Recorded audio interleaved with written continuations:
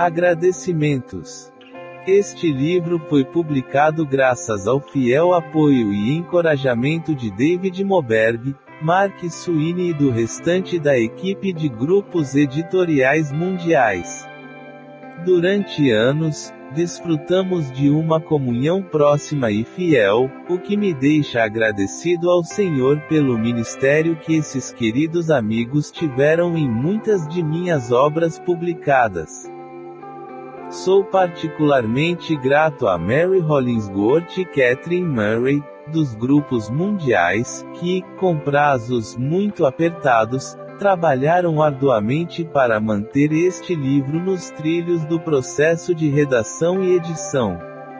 Sua gentileza, paciência e diligência foram exemplares, mesmo em circunstâncias difíceis. Agradeço também a Gary Nussman, que fez a revisão em vários estágios e ofereceu muitas sugestões valiosas. Meus agradecimentos especiais vão para Phil Johnson, que trabalhou comigo como meu editor sênior por mais de 20 anos. Phil aplicou seus talentos no processo de tradução deste material das transcrições de meus sermões sobre Mateus 10 e Lucas 6, transformando ambas as séries em uma, ao mesmo tempo em que se certificou de que o texto permanecesse claro e envolvente. Introdução. Mais de 20 anos atrás, enquanto pregava o Evangelho de Mateus, dei uma série de estudos de caráter sobre os 12 apóstolos. As mensagens foram extraordinariamente bem recebidas. Produzimos um cassete com um guia de estudos dessa série, intitulado The Master's Man. Ao longo dos anos, transmitimos várias vezes a série completa no rádio no programa Cruz para Ti. Cada vez que o colocamos no ar, gera um fluxo crescente de reações positivas do público. Depois de 20 anos, aquele cassete ainda é uma das séries mais populares que já produzimos. Há alguns anos, comecei a ensinar o Evangelho de Lucas versículo por versículo em nossa igreja.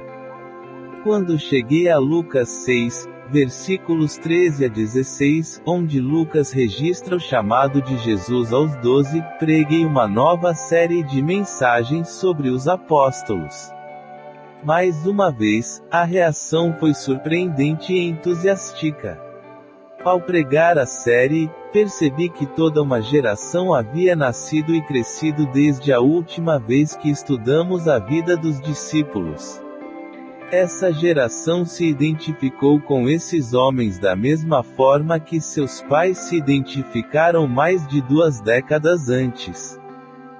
Algumas pessoas que praticamente memorizaram a primeira série dizem que continuam encontrando coisas surpreendentemente novas, relevantes e práticas na vida dos discípulos. Muito rapidamente, a nova série tornou-se tão favorita que as pessoas começaram a me pedir para combinar todo o material sobre os apóstolos em um livro. Não precisei de muito estímulo para fazê-lo. O livro que você tem nas mãos é o resultado disso. Sempre fui fascinado pela vida dos 12 apóstolos. Quem não é? Os tipos de personalidade de tais homens são familiares para nós. Eles são como nós e como outras pessoas que conhecemos. Eles são acessíveis. Eles são personagens reais e vivos com os quais podemos nos identificar. Suas falhas e fraquezas, bem como seus triunfos e características encantadoras, estão registradas em algumas das histórias mais fascinantes da Bíblia. Estes são os homens que realmente queremos conhecer. E isso porque, em todos os sentidos, eles eram homens comuns. Nenhum foi reconhecido por sua erudição ou por seu grande conhecimento. Eles não eram oradores ou teólogos. Na verdade, eles viviam fora do que era o sistema religioso dos dias de Jesus. Eles não se destacavam por talentos naturais ou habilidades intelectuais. Pelo contrário, todos eles estavam propensos a errar, falhar, ter atitudes erradas, falta de fé e experimentar um fracasso amargo, e o melhor exemplo disso foi o líder do grupo, Pedro. Até mesmo Jesus expressou que eles eram lentos para aprender e um tanto desajeitados espiritualmente, Lucas 24 versículo 25. Eles representavam todo o espectro político.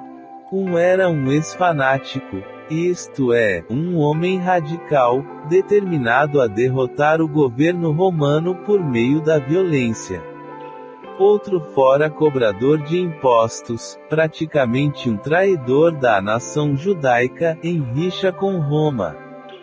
Pelo menos 4, e possivelmente 7, eram pescadores e amigos íntimos da cidade de Cafarnaum, e é provável que se conhecessem desde crianças. Os outros podem ter sido comerciantes ou artesãos, porque nada nos é dito sobre o que eles faziam antes de se tornarem seguidores de Jesus. A maioria era da Galileia, uma região dedicada à agricultura no cruzamento de rotas comerciais. E a Galileia permaneceu a base de operações durante a maior parte do ministério de Jesus e não como alguns podem supor, Jerusalém na Judéia, que era a capital política e religiosa de Israel. Mas com todas as suas falhas e fraquezas de caráter, como homens comuns que eram, após a ascensão de Jesus, esses homens deixaram um impacto indelével no mundo. Seu ministério continua a nos influenciar até hoje. Deus, por sua graça, os capacitou e os usou para inaugurar a propagação da mensagem do Evangelho e virar o mundo de cabeça para baixo. Atos dos Apóstolos 17 versículo 6. Homens comuns, pessoas como você e eu, tornaram-se instrumentos por meio dos quais a mensagem de Cristo foi levada até os confins da terra. Não admira que sejam pessoas tão fascinantes. Os 12 foram escolhidos e chamados pessoalmente por Jesus. Ele os conhecia como somente seu Criador poderia conhecê-los. Compare João versículo 47. Em outras palavras, ele conhecia todos os seus defeitos muito antes de escolhê-los. Ele até sabia que Judas iria traí-lo, João 6 versículo 70, e capítulo 13 versículos 21 a 27, e mesmo assim escolheu o traidor e concedeu-lhe todos os privilégios e bênçãos que deu aos outros. Pense nas implicações disso. De nossa perspectiva humana, a propagação do Evangelho e o estabelecimento da Igreja dependiam inteiramente de 12 homens cujas características mais notáveis eram sua simplicidade. Jesus os selecionou e os preparou para um tempo que é melhor medido em meses do que em anos. Ensinou-lhes as Escrituras e a teologia. Ele os discipulou para viver uma vida piedosa, ensinando-os, pelo exemplo, a orar, perdoar e servir humildemente uns aos outros. Ele lhes deu instrução moral. Falou-lhes das coisas que iriam acontecer. E ele os usou como instrumentos para curar os enfermos, expulsar demônios e fazer outras obras milagrosas. Mesmo 3 deles, Pedro, Tiago e João, puderam ver brevemente Jesus em sua glória no Monte da Transfiguração, Mateus 17 versículos 1 a 9. Foi um programa de discipulado curto, mas intenso. E quando acabou, na noite em que Jesus foi traído, todos os discípulos, deixando-o, fugiram. Mateus 26 versículo 56. De um ponto de vista terreno, o programa de treinamento pareceria um fracasso monumental. Parecia que os discípulos haviam esquecido ou negligenciado tudo o que Jesus lhes havia ensinado sobre cada um tomar sua cruz e segui-lo. Na verdade, seu próprio sentimento de fracasso era tão profundo que, por um tempo, eles decidiram voltar às suas antigas ocupações. E mesmo nisso, parece que eles falharam. João 21 versículo 3 e 4. Mas, encorajados pelo Senhor ressuscitado, eles retornaram ao seu chamado apostólico. Quando receberam o poder do Espírito Santo no Pentecostes, eles corajosamente assumiram a tarefa para a qual Jesus os havia chamado. O trabalho que empreenderam continua até hoje, 2000 anos depois. Eles são a prova viva de que a força de Deus se aperfeiçoa na fraqueza. Por si mesmos, é evidente que eles eram inadequados para a tarefa. Compare 2 Coríntios 2 versículo 16. Mas Deus os conduziu em triunfo em Cristo e por meio deles espalhou o odor de seu conhecimento por toda parte. Versículo 14.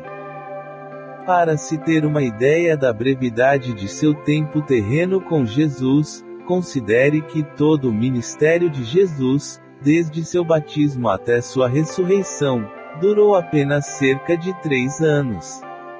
E o treinamento intensivo com os discípulos durou cerca de metade desse tempo.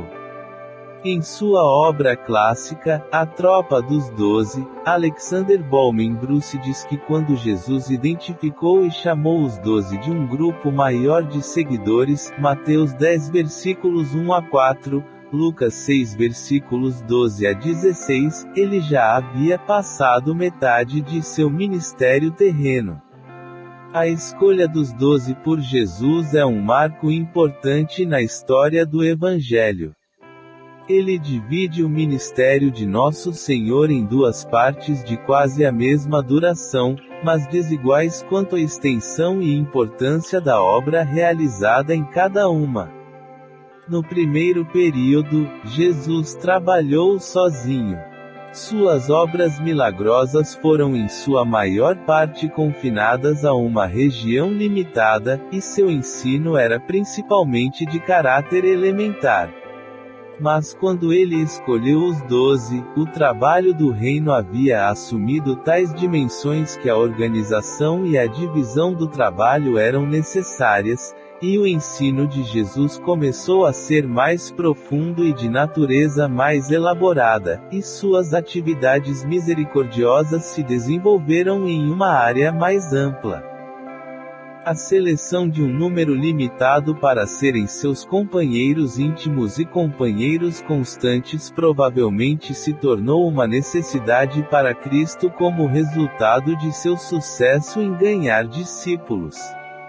Seus seguidores, supomos, tornaram-se tão numerosos que se tornaram um fardo e um impedimento para seus movimentos, especialmente nas longas viagens que marcaram a última parte de seu ministério. Era impossível que todos os que haviam crido pudessem ir com ele no sentido literal, onde quer que ele quisesse ir. Um número tão grande agora poderia ser apenas seguidores ocasionais.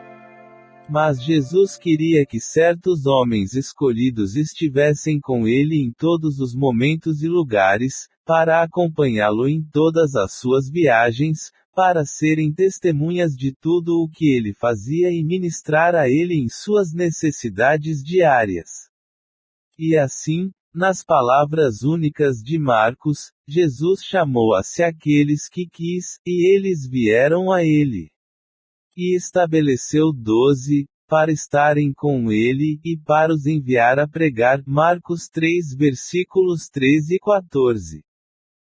Isso significa que aqueles poucos homens, cuja formação foi em negócios mundanos e atividades terrenas, tiveram pouco mais de 18 meses de preparação para a tarefa monumental para a qual foram chamados.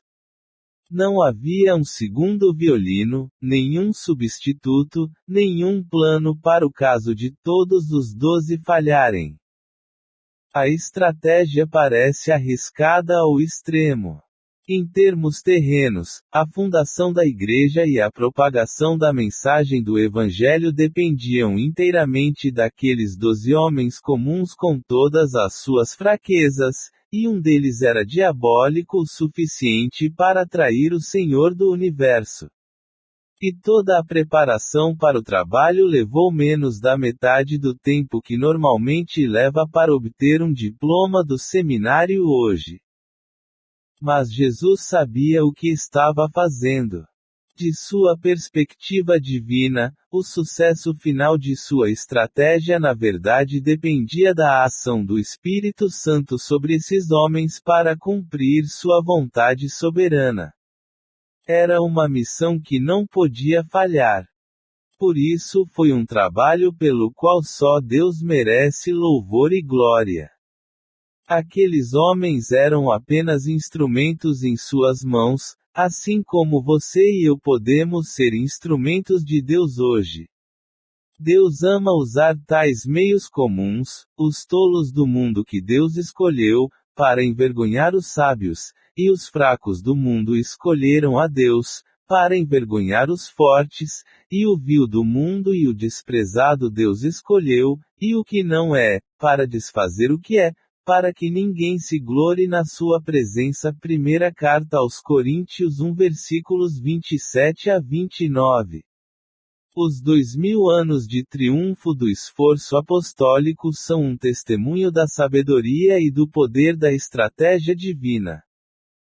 Às vezes, nas Escrituras, os 12 são chamados discípulos, matetes, no texto grego, Mateus 10 versículo 1, capítulo 11 versículo 1, e capítulo 20 versículo 17, Lucas 9 versículo 1. A palavra significa aprendizes, estudantes. Assim foram durante os meses que passaram sob a tutela direta e pessoal do Senhor. Ele tinha muitos discípulos, mas esses 12 foram especificamente chamados e escolhidos para um ofício apostólico único. Portanto, eles também são chamados apóstolos, apostolos no grego. A palavra significa simplesmente mensageiros, enviados. Eles receberam o ofício único de embaixadores e a autoridade de serem porta-vozes de Cristo. Lucas usa esse termo especialmente em seu Evangelho e em todo o livro de Atos e reserva essa palavra quase exclusivamente para os 12. Mateus fala de apóstolos, apenas uma vez, Mateus 10 versículo 2, em outro lugar, refere-se aos 12 discípulos, capítulo 11, versículo 1, e capítulo 20, versículo 17, ou aos 12, capítulo 26, versículo 14, 20 e 47. Da mesma forma, Marcos usa o termo 12 discípulos apenas uma vez, Marcos 6, versículo 30. Em outros lugares, os apóstolos são sempre referidos como os 12, capítulo 3, versículo 14, capítulo 4, versículo 10, capítulo 6, versículo 7, capítulo 9, versículo 35, capítulo 10, versículo 32, capítulo 11, versículo 11, e capítulo 14, versículo 10, 17, 20 e 43. João também usa a palavra apóstolos apenas uma vez, em um sentido não técnico, João 13 versículo 16. A maioria das versões em espanhol traduz a expressão como enviado ou mensageiro. Como Marcos, João sempre se refere ao grupo apostólico como os 12, João 6 versículos 67, 70 e 71, e capítulo 20 versículo 24. Lucas 10 descreve um incidente em que 70 seguidores de Jesus são escolhidos e enviados 2 a 2. Obviamente, eles eram enviados e alguns comentaristas se referem a eles como apóstolos, mas Lucas não usa esse termo para descrevê-los. Os 12 foram chamados para uma posição específica. E nos Evangelhos e Atos o termo apóstolo quase sempre se refere a esse ofício e aos 12 homens que foram especificamente chamados e ordenados para esse ofício. Atos dos Apóstolos 14 versículo 14. As epístolas paulinas deixam claro que o apóstolo Paulo também foi chamado para preencher um ofício apostólico especial, o de apóstolo aos gentios. Romanos 11 versículo 13. Primeira carta a Timóteo 2 versículo 7, segunda carta a Timóteo 1 versículo 11. O apostolado de Paulo foi um chamado único. Obviamente, ele tinha a mesma autoridade e privilégios dos 12, segunda carta aos Coríntios 11 versículo 5. Mas o apostolado de Paulo não será abordado neste livro porque nosso foco aqui são os 12 homens que compartilharam o ministério público de Jesus com ele e que eram seus amigos e companheiros mais próximos. Paulo não foi convertido até depois da ascensão de Cristo, Atos dos Apóstolos 9. Ele mesmo diz que foi um apóstolo como um aborto, nascido fora do tempo. Primeira carta aos Coríntios 15 versículo 8. Ele falou com a mesma autoridade e manifestou a mesma unção milagrosa que os 12 tiveram, e os 12 o acolheram entre si e reconheceram sua autoridade. Compare segunda carta de Pedro 3 versículos 15 e 16, embora ele não fosse um deles. O número 12 é importante, pois Lucas diz que após a ascensão de Jesus, os apóstolos escolheram Matias para preencher o lugar deixado vago por Judas. Atos dos Apóstolos 1 versículos 23 a 26. O papel de um apóstolo, incluindo o ofício específico para o qual o apóstolo Paulo foi chamado, incluía uma posição de liderança e autoridade exclusiva de ensino na igreja primitiva. Os apóstolos, ou outros muito próximos a eles, foram os que escreveram os livros do Novo Testamento. E antes que o Novo Testamento fosse escrito, o ensino dos apóstolos era a norma na igreja primitiva. Começando com os primeiros convertidos no Pentecostes, todos os verdadeiros crentes reconheceram a liderança dos apóstolos. Atos dos Apóstolos 2 versículo 37. E à medida que a igreja crescia, sua fidelidade à verdade era descrita nesses termos. Eles perseveraram na doutrina dos apóstolos. Atos dos Apóstolos 2 versículo 42. Os apóstolos receberam poder sobrenatural para realizar sinais e maravilhas. Mateus 10 versículo 1, Marcos 6 versículos 7 e 13, Lucas 9 versículos 1 e 2, Atos dos Apóstolos 2 versículos 3 e 4, e capítulo 5 versículo 12.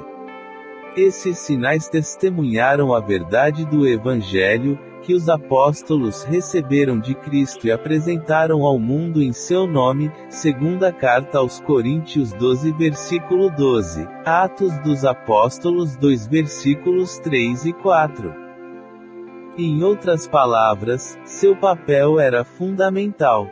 Eles são, em um sentido real, o fundamento da igreja cristã. Sendo a principal pedra angular o próprio Jesus Cristo. Efésios 2 versículo 20. Esses estudos sobre a vida dos apóstolos têm sido um deleite especial para mim e um dos empreendimentos mais frutíferos da minha vida. Minha maior alegria é pregar a Cristo. 11 desses homens também tiveram essa paixão, dedicaram suas vidas a ela e triunfaram mesmo contra uma oposição esmagadora. Apesar de suas deficiências, eles são heróis dignos e modelos para nós. Estudar suas vidas é conhecer os homens que estiveram mais próximos de Jesus em sua vida terrena. É uma bênção perceber que eles eram pessoas comuns como você e eu. Que o Espírito de Cristo que os ensinou e os transformou em vasos preciosos para o uso do professor, faça o mesmo conosco. E que podemos aprender com o exemplo deles o que realmente significa ser discípulos. Contente. Capítulo 1. Homens comuns, uma vocação incomum. Episódio 2. Pedro, o impetuoso apóstolo. Capítulo 3. André, o apóstolo das pequenas coisas. Capítulo 4. Tiago, o apóstolo da paixão. Capítulo 5. João, o apóstolo do amor. Capítulo 6. Felipe, o analítico. Capítulo 7. Natanael, em quem não há dolo. Capítulo 8. Mateu, o cobrador de impostos, e Tomás, o gêmeo. Capítulo 9. James, o mais novo. Simão, o zelote. E Judas, não o Iscariotes, que era o apóstolo com 3 nomes. Capítulo 10. Judas, o traidor.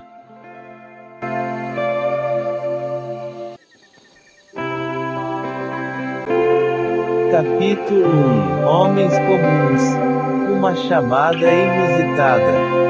Vede bem, irmãos, a vossa vocação, que não sois muitos sábios segundo a carne, nem muitos poderosos, nem muitos nobres, mas os tolos do mundo escolheram a Deus, para envergonhar os sábios, e os fracos do mundo escolheram a Deus, para envergonhar os fortes, e o vil do mundo e o desprezado Deus escolheu, e o que não é, desfazer o que é, para que ninguém se glorie na sua presença. Primeira carta aos Coríntios 1 versículos 26 a 29. Desde o início de seu ministério público em sua cidade natal, Nazaré, Jesus foi tremendamente controverso. Pessoas de sua própria comunidade literalmente tentaram matá-lo imediatamente após ele fazer seu primeiro discurso público na sinagoga local. Ao ouvir essas coisas, todos na sinagoga ficaram cheios de raiva, e, levantando-se, lançaram-no para fora da cidade, e levaram-no ao cume da montanha sobre a qual estava edificada a sua cidade, para a lançarem do precipício. Mas ele passou pelo meio deles e saiu. Lucas 4 versículos 28 a 30.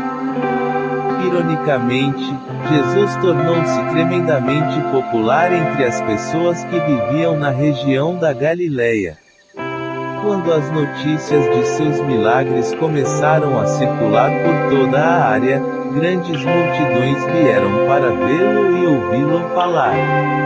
Lucas 5 versículo 1 diz que a multidão o apertava para ouvir a palavra de Deus. Um dia, o povo era tão grande e o pressionava tanto que ele teve que entrar em um barco e se afastar o suficiente da costa para continuar falando com eles de lá. Não por acaso, o barco que Jesus escolheu pertencia a Simão. Jesus lhe daria um novo nome, Pedro, e Pedro se tornaria a pessoa dominante no círculo interno dos discípulos. Alguns podem pensar que se Jesus quisesse que sua mensagem tivesse o máximo impacto, ele deveria ter explorado sua popularidade de forma mais eficaz.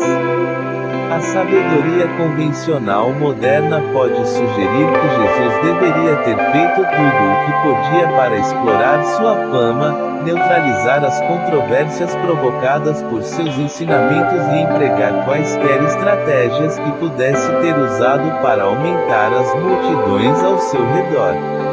Mas Jesus não fez isso. Em vez disso, ele fez o oposto completo. Em vez de seguir o caminho populista e explorar sua fama, ele enfatizou as coisas que tornaram sua mensagem tão controversa. Quando a multidão atingiu o auge, ele estava pregando uma mensagem que causou tanta oposição aberta e era tão ofensiva em seu conteúdo que a multidão se afastou, deixando apenas alguns fiéis. João 6, versículos 66 e 67. Entre os que permaneceram com ele estavam os 12, a quem ele pessoalmente havia escolhido e designado para representá-lo. Eram 12 homens comuns, nada de excepcional. Mas a estratégia de Cristo para promover seu reino girava em torno desses 12 homens, e não das multidões que aplaudiam.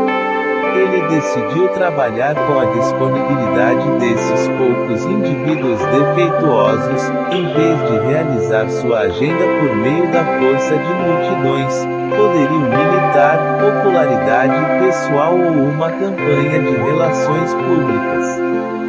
De uma perspectiva humana, o futuro da igreja e o sucesso duradouro do evangelho dependiam inteiramente da fidelidade daquele punhado de discípulos.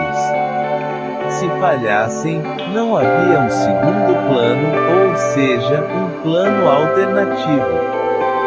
A estratégia que Jesus escolheu tipifica o caráter de seu reino. O reino de Deus não virá com aviso, nem dirão: veja, aqui, ou veja, ali, pois eis que o reino de Deus está dentro de vós. Lucas 17 versículos 20 e 21. O avanço do reino não é com um exército, nem com a força, mas com o meu espírito, diz o Senhor dos Exércitos. Zacarias 4 versículo 6. Uma dúzia de homens sob o poder do Espírito Santo é uma força mais poderosa do que multidões cujo entusiasmo inicial por Jesus aparentemente foi provocado por pouco mais do que simples curiosidade. Cristo escolheu pessoalmente os 12 e investiu a maior parte de sua energia neles. Ele os escolheu antes que eles o escolhessem. João 15 versículo 16. O processo de seleção e convocação ocorreu em diferentes etapas. Uma leitura superficial das Escrituras pode sugerir que João versículos 35 a 51, Lucas 5 versículos 3 a 11 e o chamado formal dos 12 em Lucas 6 versículos 12 a 16 são relatos contraditórios de como Cristo chamou seus apóstolos. Mas não há contradição. As passagens estão simplesmente descrevendo diferentes estágios do chamado dos apóstolos. Em João versículos 35 a 51, por exemplo, André, João, Pedro, Filipe e Natanael encontraram Jesus pela primeira vez. Isso aconteceu perto do início do ministério de Jesus, no deserto perto do Rio Jordão, onde João Batista estava ministrando. André, João e os outros estavam ali porque já eram discípulos de João Batista. Mas quando ouviram seu mestre apontar para Jesus e dizer: "Eis o Cordeiro de Deus", eles seguiram Jesus. Essa foi a primeira fase de sua vocação. Foi um chamado à conversão. Ilustra como cada discípulo é primeiro chamado à salvação. É necessário reconhecer Jesus como o verdadeiro Cordeiro de Deus e Senhor de todos e aceitá-lo pela fé. Esse estágio no chamado de discípulos não significava discipulado em tempo integral. Os relatos dos evangelhos sugerem que, embora fossem seguidores de Jesus no sentido de que ouviam de bom grado seus ensinamentos e se submetiam a ele como seu professor, eles continuavam com seus empregos habituais, ganhando a vida por meio de atividades regulares. É por isso que deste ponto até Jesus chamá-los para um ministério de tempo integral, frequentemente os vemos pescando e consertando suas redes. A fase 2 de seu chamado foi um chamado para o ministério. Lucas 5 descreve o evento em detalhes. Esta foi a ocasião em que Jesus se afastou da praia para escapar da pressão da multidão e ensinou do barco de Pedro. Depois de terminar de ensinar, disse a Pedro que se lançasse ao mar e lançasse as redes. Pedro fê-lo mesmo não sendo a melhor altura do dia para pescar, a pesca era mais produtiva à noite quando a água estava mais fria e os peixes vinham à superfície para comer, nem era o local mais adequado. Normalmente, os peixes estavam se alimentando em águas rasas onde era fácil pescar, e Pedro estava exausto, tendo pescado a noite toda sem resultados.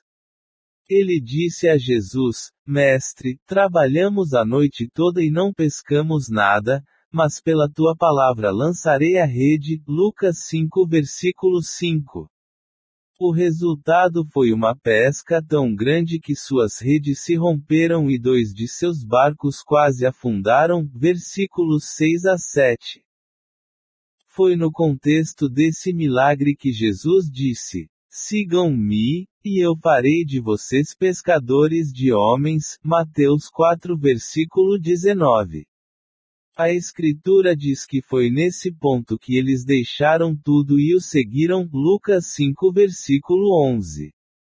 De acordo com Mateus, André e Pedro imediatamente deixando as redes, seguiram-no. Mateus 4 versículo 20. E Tiago e João imediatamente deixando o barco e seu pai, seguiram-no. Versículo 22. Daquele ponto em diante, eles eram inseparáveis do Senhor. Mateus 10 versículos 1 a 4 e Lucas 6 versículos 12 a 16 descrevem uma terceira fase de seu chamado. Este foi o seu chamado ao apostolado. Foi nesse ponto que Jesus selecionou e nomeou 12 homens em particular e os tornou seus apóstolos. É assim que Lucas relata o acontecimento. Naqueles dias ele foi para a montanha para orar e passou a noite orando a Deus. E, amanhecendo, chamou os seus discípulos, e escolheu 12 deles, a quem também chamou de apóstolos: Simão, a quem também chamou Pedro, André, seu irmão, Tiago e João, Filipe e Bartolomeu, Mateus, Tomé, Tiago, filho de Alfeu, Simão chamado Zelote, Judas, irmão de Tiago, e Judas Iscariotes, que se tornou o traidor. Seu apostolado começou com uma espécie de internato. Cristo ordenou que eles fossem embora. Marcos 6 versículo 7 diz que eles foram 2 a 2. A essa altura, eles ainda não estavam prontos para sair sozinhos, então Cristo os organizou em duplas para que pudessem oferecer apoio um ao outro. Durante esta fase de seu treinamento, o próprio Senhor permaneceu perto deles. Era como a mãe águia, observando os filhotes quando eles começam a voar. Eles estavam sempre se comunicando com Jesus, relatando como as coisas estavam indo. Compare Lucas 9 versículo 10, capítulo 10 versículo 17. E depois de alguns estágios de trabalho evangelístico, eles retornaram ao Senhor e permaneceram com Ele por um longo tempo de ensino, ministério, comunhão ou descanso. Marcos 6 versículos 30 a 34. Houve uma quarta fase em seu chamado, que ocorreu após a ressurreição de Jesus. Judas não estava mais com o grupo. Ele havia se enforcado depois de trair a Cristo. Em seu corpo ressuscitado, Jesus apareceu aos 11 e os enviou ao mundo inteiro, dizendo-lhes que fossem pelas nações fazendo discípulos. Este foi, na realidade, um chamado ao martírio. No final, cada um deles deu a vida pelo Evangelho. A história registra que todos, exceto um, foram mortos por seu testemunho. Disse que apenas João atingiu a velhice, embora tenha sido duramente perseguido por causa do nome de Cristo, indo para o exílio na pequena ilha de Patmos. Apesar dos obstáculos que tiveram que enfrentar, eles conseguiram. Em meio a grandes perseguições e até martírios, eles cumpriram sua tarefa. Contra todas as probabilidades, eles entraram vitoriosos na glória. E o testemunho contínuo do Evangelho, abrangendo mais de 2000 anos e alcançando praticamente todos os cantos da terra, é uma prova da sabedoria da estratégia de Deus. Não é de admirar que sejamos fascinados pela vida desses homens. Vamos começar nosso estudo dos 12 examinando cuidadosamente a fase 3 de seu chamado, sua seleção e nomeação para o apostolado. Observemos os detalhes fornecidos por Lucas. O tempo. Em primeiro lugar, o momento desta chamada é importante. Lucas enfatiza isso com a primeira frase de Lucas 6, versículo 12, naqueles dias. A Nova Versão Internacional diz assim, naquela época. Lucas não está falando sobre o tempo em um relógio ou dias específicos de um mês específico. Por aquele tempo, e naqueles dias, refere-se a um período de tempo, uma estação, uma fase específica do ministério de Jesus. Foi um intervalo em seu ministério, quando a oposição estava furiosa.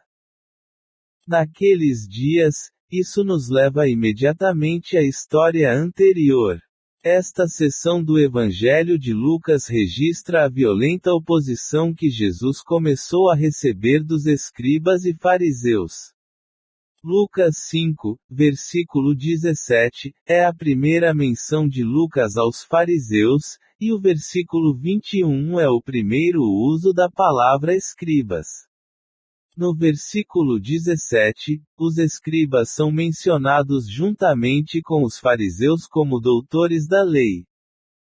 Assim, em Lucas 5, versículo 17, somos confrontados com os principais adversários de Jesus, e o relato de Lucas sobre a oposição deles percorre o texto até o final do capítulo 5 e continua no capítulo 6. Lucas descreve o crescente conflito entre Jesus e os líderes religiosos do judaísmo. Eles se levantaram contra ele quando curou um paralítico e perdoou seus pecados. Capítulo 5, versículos 17 a 26. Eles se opuseram a vê-lo comer e beber com cobradores de impostos e pecadores. Capítulo 5, versículos 27 a 39.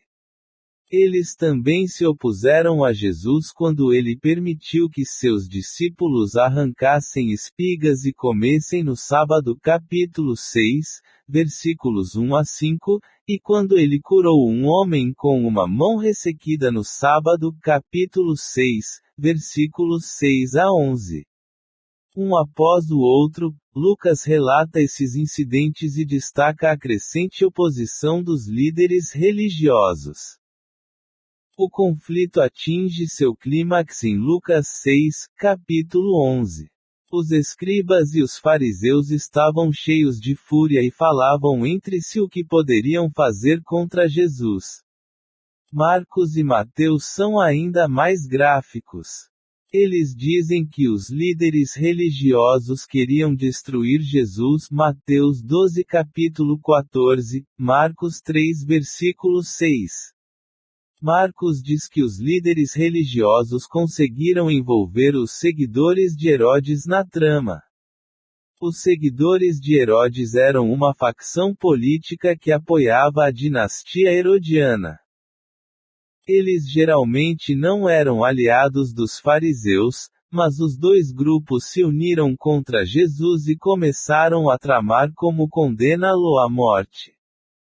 É neste ponto preciso que Lucas insere seu relato de como Jesus escolheu os 12 e os designou como apóstolos. Foi naqueles dias, quando a hostilidade contra Jesus chegou ao ponto de provocar seu assassinato. O ódio por Jesus entre a elite religiosa havia atingido um clímax. Jesus podia sentir a pressão da proximidade de sua morte. A crucificação foi menos de 2 anos a partir dessa data.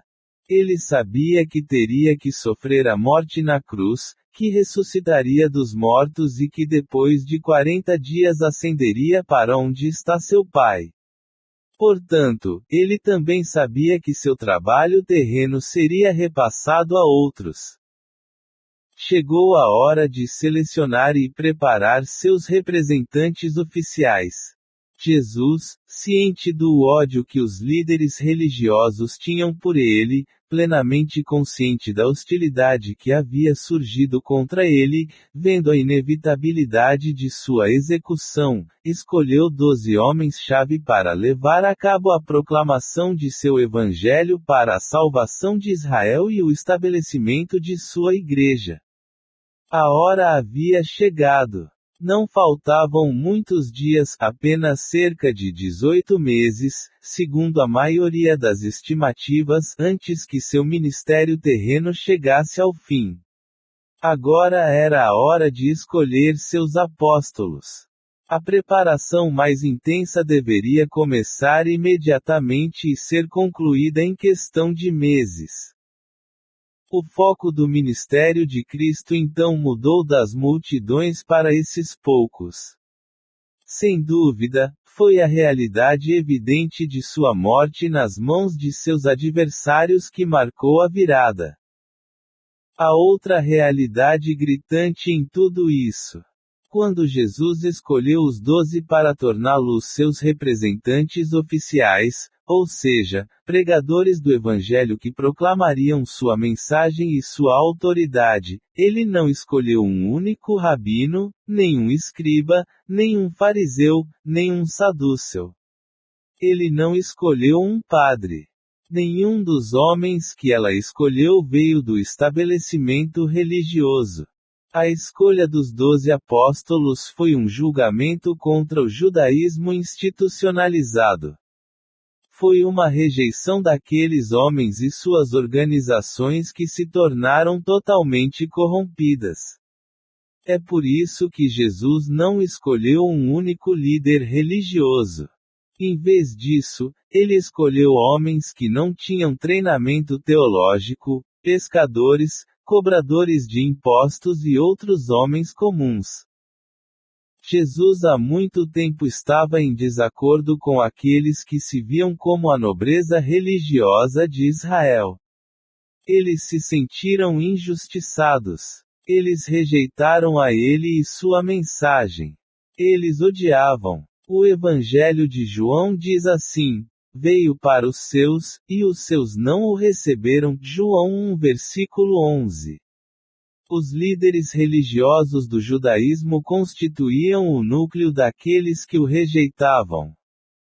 Cerca de 1 ano e meio antes disso, em um dos primeiros atos oficiais do ministério de Jesus, ele havia desafiado os líderes religiosos de Israel em sua própria propriedade em Jerusalém durante a Páscoa, a única época do ano em que a cidade caiu, estava cheio de peregrinos que vinham oferecer sacrifícios. Jesus foi ao templo, fez um chicote com cordas, expulsou os cambistas do templo, jogando suas moedas no chão, virando as mesas e soltando os animais. João 2 versículos 13 a 16. Com isso, desfere um duro golpe no judaísmo institucionalizado. Desmascarou a nobreza religiosa expondo-os como ladrões e hipócritas. Isso condenou sua falência espiritual. Ele expôs sua apostasia. Ele condenou publicamente seu pecado. Ele os acusou de flagrante corrupção. Ele denunciou sua falsidade. Assim começou seu ministério. Foi um verdadeiro ataque à religião institucionalizada dos judeus. Vários meses depois, no auge do seu ministério na Galileia, longe de Jerusalém, o ressentimento que deve ter nascido daquele primeiro acontecimento atingiu seu auge. Os líderes religiosos tinham sede de sangue. E eles começaram a tramar uma armadilha para matá-lo. Sua rejeição a ele foi completa. Eles eram hostis ao evangelho que ele pregava. Eles desprezaram a doutrina da graça que ela sustentava, rejeitaram o arrependimento que ela exigia, desprezaram o perdão que ela oferecia e repudiaram a fé que ela incorporava.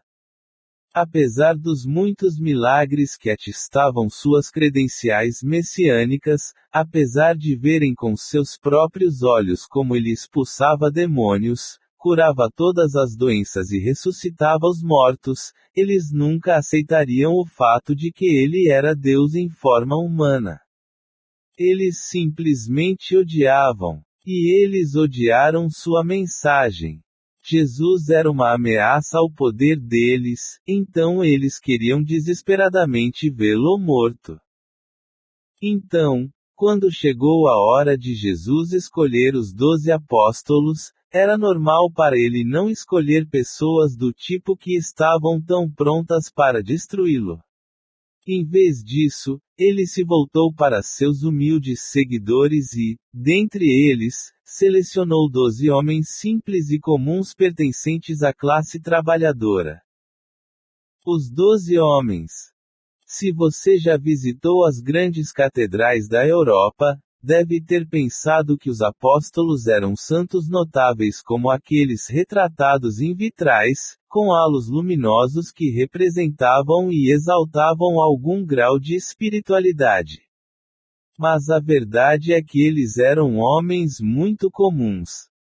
É uma pena que eles sejam frequentemente colocados em pedestais como figuras de mármore magnífico ou pintados como antigos deuses romanos.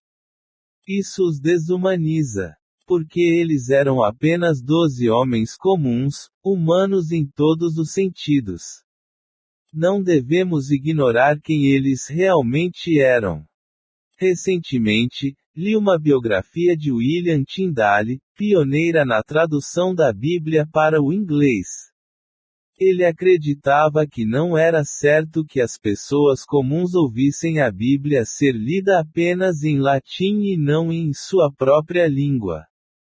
Os líderes da igreja daqueles dias, incrivelmente, não queriam a Bíblia na língua do povo porque, como os fariseus nos dias de Jesus, temiam perder seu poder eclesiástico. Mas contra sua oposição, Tyndale traduziu o Novo Testamento para o inglês e o publicou. Por seus esforços, ele foi recompensado com exílio, pobreza e perseguição. Finalmente, em 1536, ele foi estrangulado e queimado na fogueira. Uma das coisas que motivou Tyndale a traduzir a escritura para a linguagem comum foi uma pesquisa do clero inglês que revelou que a maioria deles nem mesmo sabia quem eram os 12 apóstolos.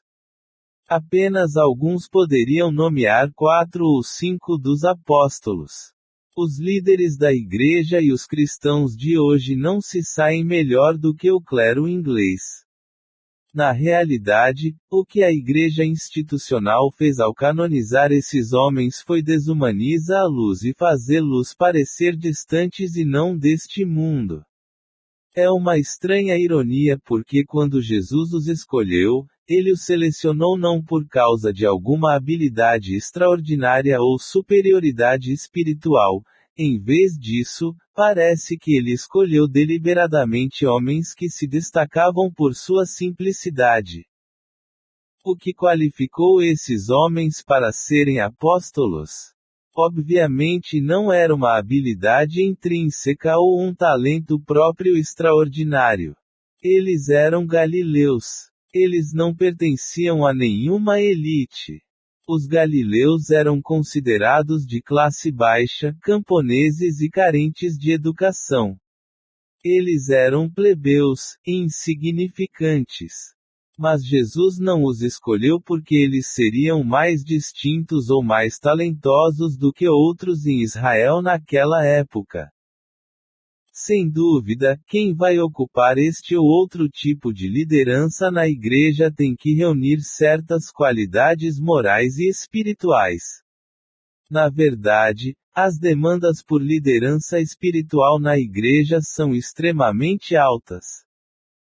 Pense, por exemplo, nas qualidades de um pastor ou presbítero mencionadas em 1 Timóteo 3 versículos 2 a 7.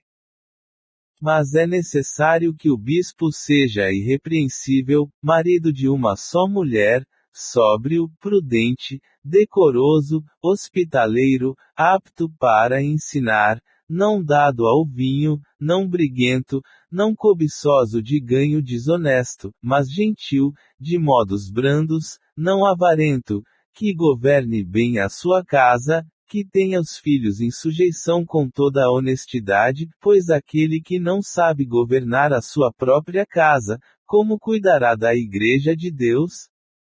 Não um neófito, para que, enfatuado, caia na condenação do diabo.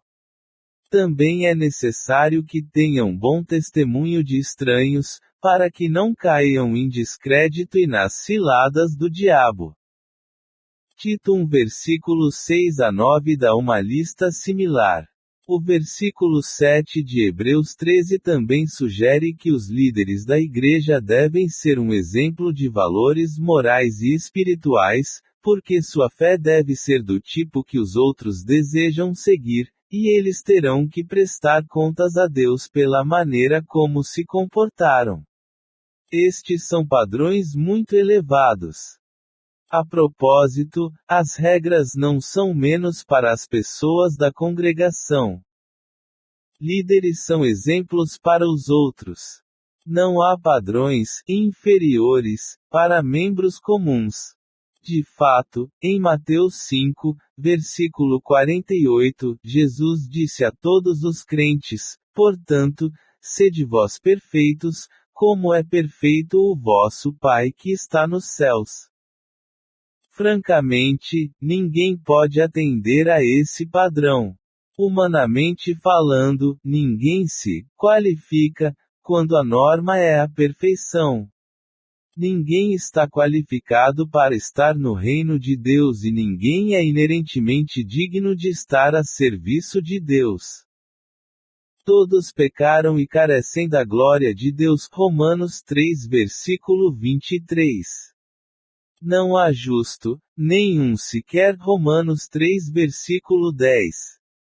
Lembre-se, foi a maturidade de Paulo que confessou: eu sei que em mim, isto é, na minha carne, não habita o bem. Romanos 7 versículo 18. Na primeira carta a Timóteo 1 versículo 15, ele diz de si mesmo que é o principal dos pecadores. Portanto, não há pessoas intrinsecamente qualificadas.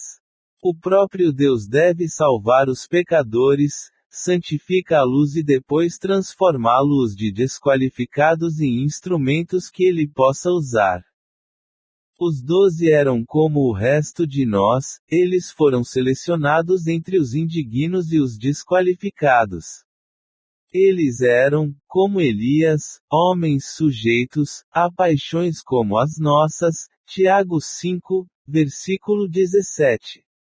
Eles não alcançaram as maiores alturas de serviço porque eram de alguma forma diferentes de nós. Sua transformação em vasos de honra era obra exclusiva do oleiro.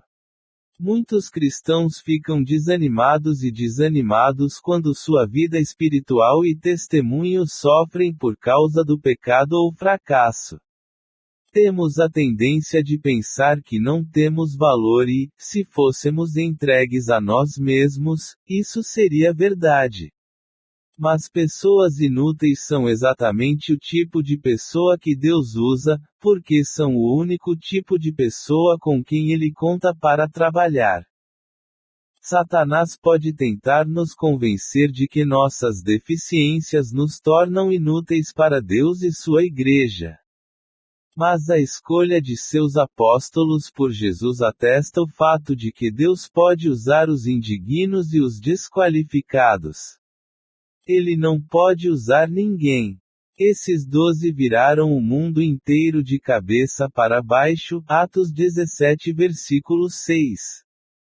Não porque tivessem talentos extraordinários, habilidades intelectuais excepcionais, poderosas influências políticas ou qualquer status social especial.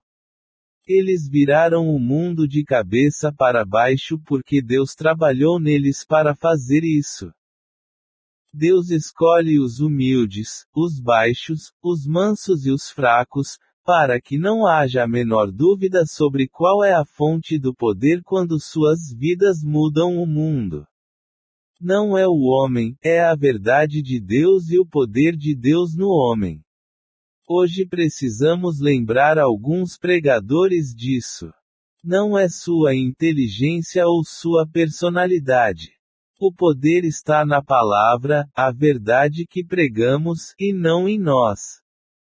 E além da pessoa, um ser humano extraordinário que foi Deus feito carne, o Senhor Jesus Cristo, a história da obra de Deus na terra é a história de usar o indigno e molda-lo para uso da mesma forma que o oleiro molda o lama. Os 12 não foram exceção. Claro, os apóstolos merecem o lugar único que ocupam na história da redenção. Certamente são dignos de serem considerados heróis da fé. O livro do Apocalipse diz que seus nomes adornaram as 12 portas da cidade celestial, a Nova Jerusalém, para que o próprio céu lhes preste tributo eterno. Mas tal fato não diminui a verdade de que eles eram tão comuns quanto você e eu.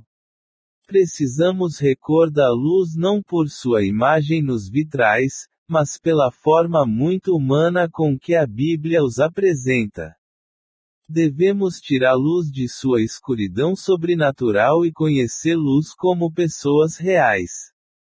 Precisamos pensá-los como homens de carne e osso e não figuras exaltadas no panteão do ritualismo religioso. No entanto, também não devemos subestimar a importância de sua posição. Após sua eleição, os 12 apóstolos realmente se tornaram os verdadeiros líderes espirituais de Israel. A elite religiosa do Israel apóstata foi simbolicamente posta de lado quando Jesus os escolheu.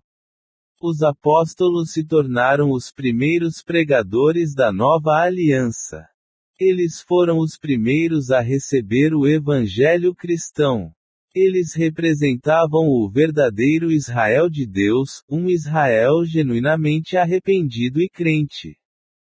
Eles também se tornaram as pedras fundamentais da igreja, sendo o próprio Jesus a pedra angular, Efésios 2 versículo 20.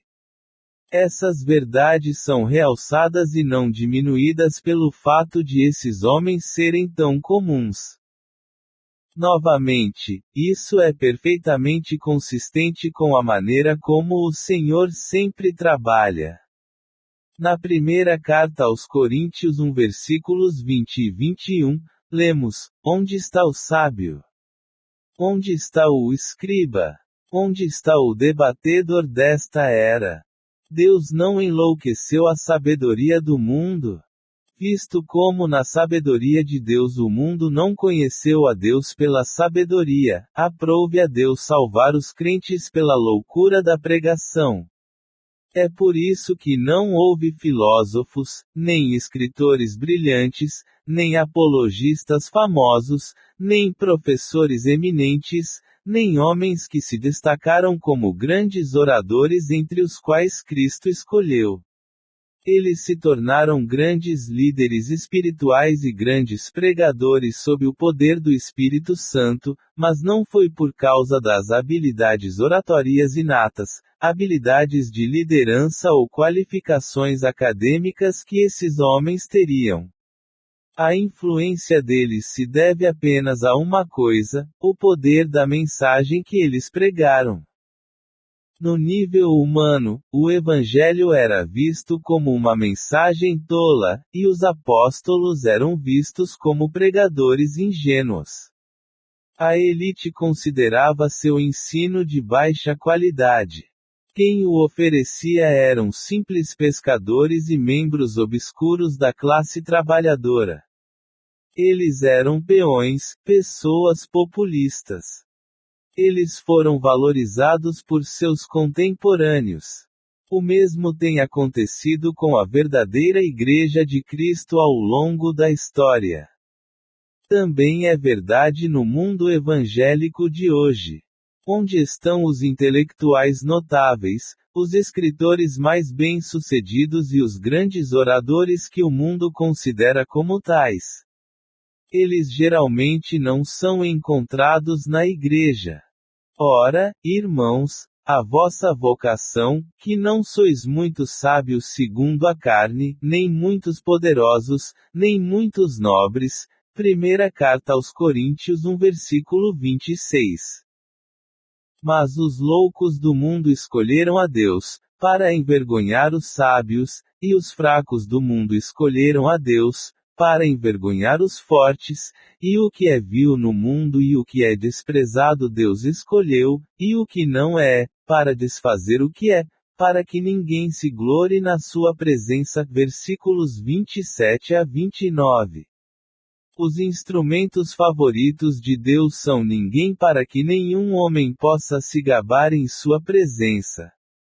Em outras palavras, Deus escolhe de quem Ele escolhe para receber a glória. Escolha instrumentos fracos para que ninguém atribua poder a instrumentos humanos em vez de atribuí-lo a Deus, que exerce autoridade sobre esses instrumentos. Tal estratégia é inaceitável para aqueles cujo único propósito na vida é alcançar a glória humana. Com a notável exceção de Judas Iscariotes, esses homens não eram assim. Certamente, como todos os seres humanos caídos, eles lutaram com orgulho e arrogância. Mas a paixão de suas vidas se tornou a glória de Cristo. E é essa paixão, trazida sob a influência do Espírito Santo, e não alguma habilidade inata ou talento humano, que explica por que eles causaram um impacto tão indelével no mundo. O professor tenha em mente, então, que a seleção dos 12 ocorreu no momento em que Jesus se deparou com a realidade de sua morte iminente. Ele havia experimentado crescente hostilidade de líderes religiosos. Ele sabia que sua missão terrena logo culminaria em sua morte, ressurreição e ascensão. A partir desse ponto, o caráter de seu ministério mudou. Sua prioridade número 1 era preparar os homens que seriam os principais porta-vozes do Evangelho depois que ele se fosse, como ele os escolheu. Primeiro, ele buscou comunicação com seu Pai. Naqueles dias, ele subiu ao monte para orar e passou a noite orando a Deus. Lucas 6 capítulo 12. Nos 5 primeiros capítulos de seu Evangelho, Lucas já deixou claro que a oração era uma norma na vida de Jesus. Lucas 5, versículo 16 diz: mas ele retirou-se para lugares desertos e orou. Era um hábito nele buscar a solidão para conversar com seu pai. Quando estava nas cidades e aldeias da Galileia, sentia sempre a pressão das multidões que o seguiam. As regiões desérticas e montanhosas ofereciam-lhe o ambiente solitário adequado para rezar. Não sabemos o que era esta montaria. Se importasse, as Escrituras teriam nos dito. No norte da Galileia há um grande número de colinas e montanhas. Este monte provavelmente estava perto de Cafarnaum, dentro de um raio de uma curta caminhada. Cafarnaum era uma espécie de base para o ministério de Jesus. Ele foi lá e passou a noite inteira rezando. Frequentemente vemos Jesus orando antes que eventos importantes ocorressem em seu ministério.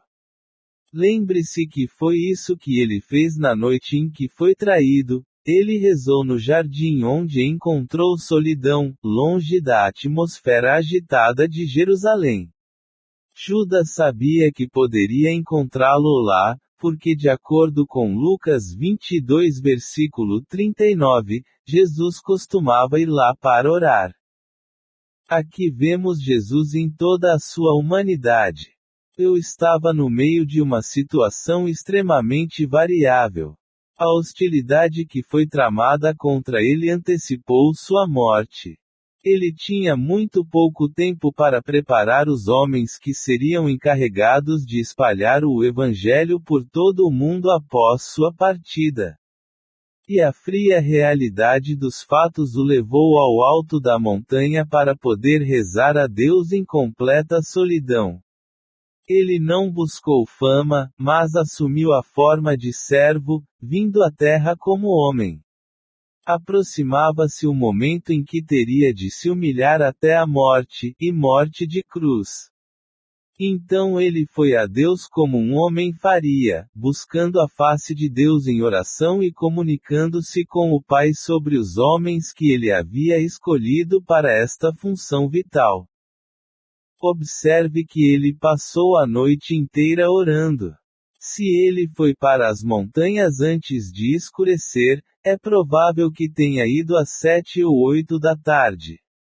Se ele desceu da montanha depois do amanhecer, poderia ser 6 da manhã. Em outras palavras, ele estava orando por pelo menos 10 horas seguidas. Para dizer que passou a noite inteira rezando, são necessárias várias palavras em espanhol. No grego, no entanto, apenas um é necessário, dianiktereu. A palavra é importante. Fale sobre manter uma tarefa a noite toda. Para se referir ao fato de ter passado a noite dormindo, essa palavra não teria sido usada. Não é uma expressão que se usa para dizer que escureceu a noite toda. Tem a sensação de trabalhar durante a noite, de acompanhar algo a noite toda. Sugere que Jesus ficou acordado no escuro até de manhã, e que perseverou o tempo todo em oração com um imenso peso de dever, de compromisso, sobre ele.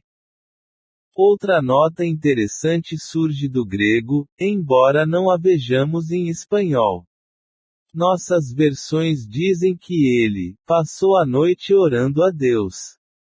A expressão no grego na verdade significa que ele passou a noite inteira na oração de Deus. Toda vez que ele orava, ele literalmente orava a oração de Deus. Ele estava envolvido em uma comunhão intratrinitaria. A oração oferecida era precisamente a oração de Deus. Os membros da Trindade se comunicavam entre si. Suas orações eram todas perfeitamente consistentes com a mente e a vontade de Deus, pois Ele mesmo é Deus. E nisso vemos o incrível mistério de sua humanidade e de sua divindade agindo ao mesmo tempo.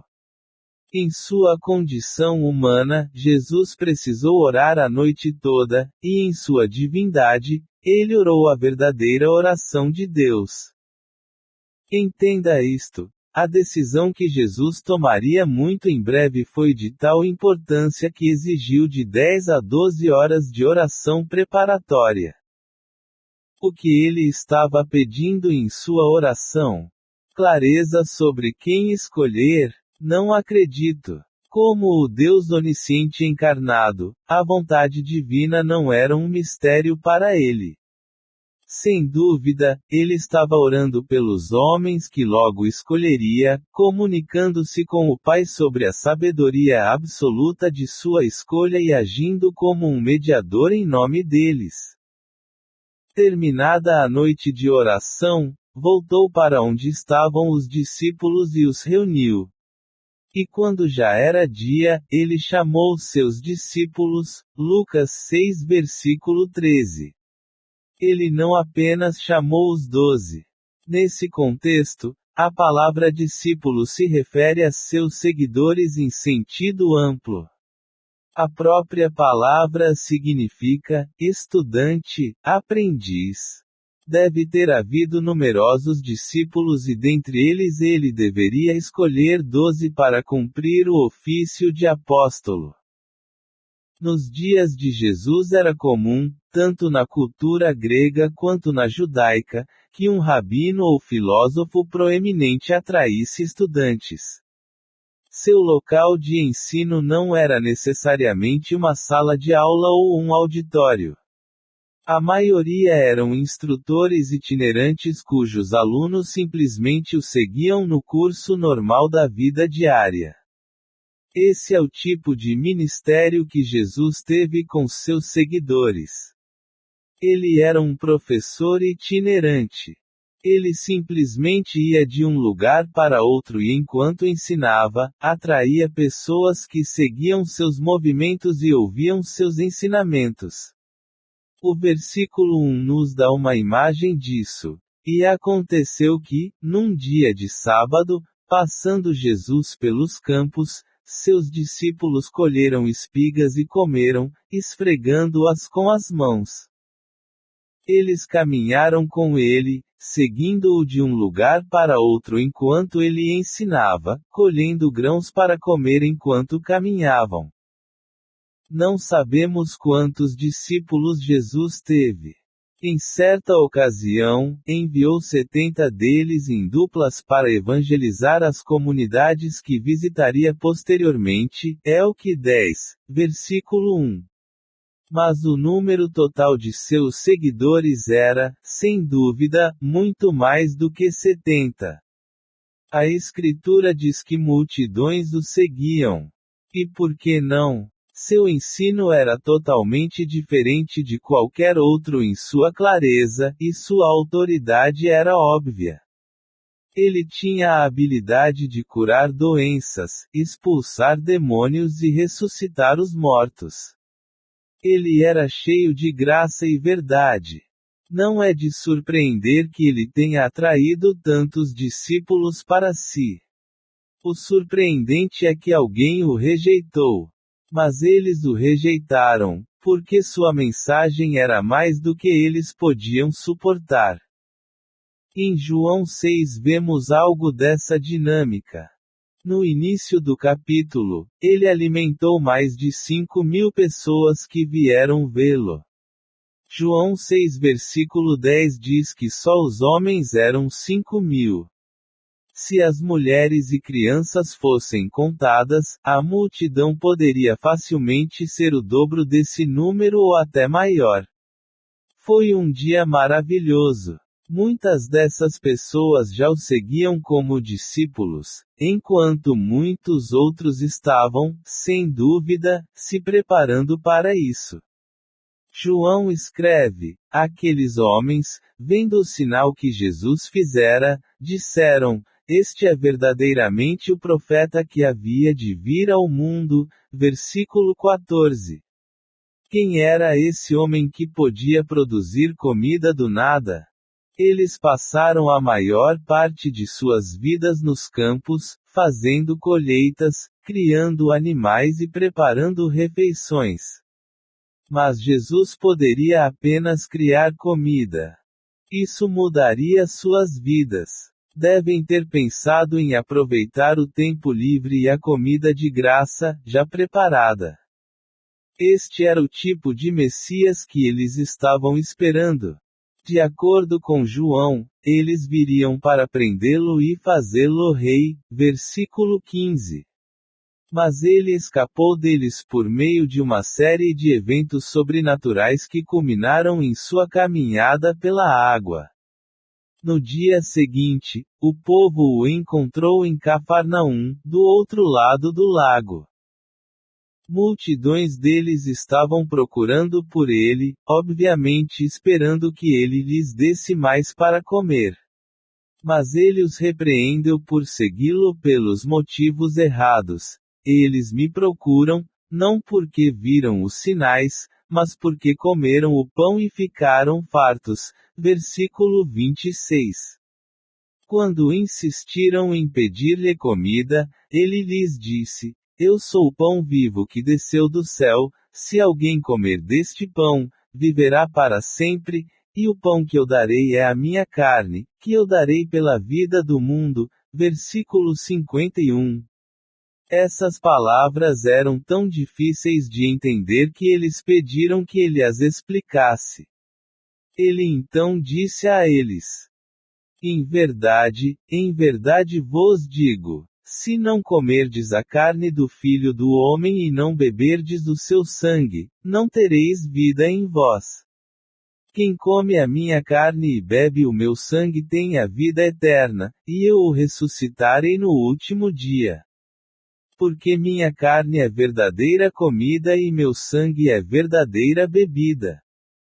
Quem come a minha carne e bebe o meu sangue permanece em mim e eu nele.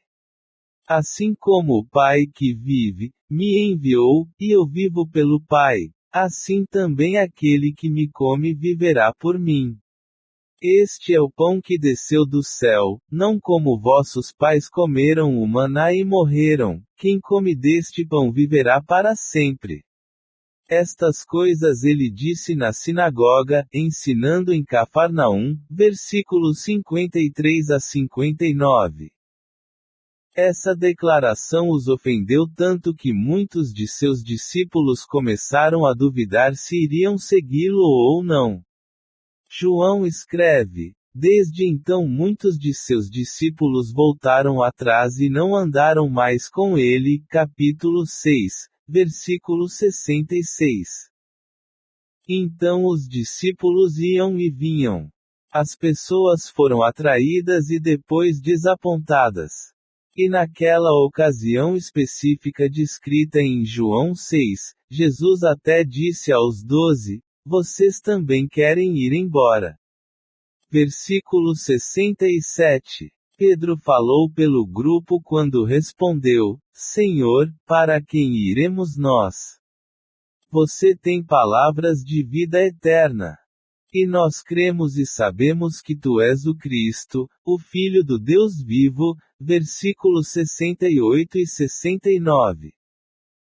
Aqueles que permaneceram eram pessoas a quem Deus soberanamente trouxe seu próprio Filho. Versículo 44. Também Jesus, de modo particular, os havia trazido para si. Ele lhes disse: vocês não me escolheram, mas eu os escolhi e os ordenei para que vocês fossem e dessem fruto, e o seu fruto permanecesse. João 15 versículo 16. Ele selecionou soberanamente e com exceção de Judas Iscariotes, a quem Jesus sabia que o trairia, trabalhou soberanamente neles e por meio deles para garantir que perseverassem com ele, produzissem frutos e que seus frutos permanecessem. Aqui vemos o princípio da graça eletiva de Deus em ação. Vemos a soberania de sua seleção de forma extraordinária na seleção dos 12. De um grande número de discípulos, talvez centenas deles, ele escolheu 12 homens em particular e os designou para ofício ou ofício apostólico. Não era um trabalho para o qual procuravam interessados ou voluntários. Jesus soberanamente os escolheu e nomeou, na presença do grupo maior. Este foi um momento marcante para aqueles 12 homens. Até aquele momento, Pedro, Jacobo, Juan, Andrés, Natanael, Mateu e os demais eram apenas parte da multidão. Eram aprendizes como qualquer outro do grupo. Eles vinham acompanhando, ouvindo, observando e absorvendo os ensinamentos do Mestre. Mas eles ainda não tinham um papel de liderança oficial. Eles não haviam sido nomeados para nenhum cargo que os diferenciasse dos demais. Eles eram rostos na multidão até que Jesus os escolheu e fez 12 deles apóstolos. Por que 12? Por que não 8? Por que não 24? O número 12 está cheio de valores simbólicos. 12 eram as tribos de Israel. Mas Israel era apóstata.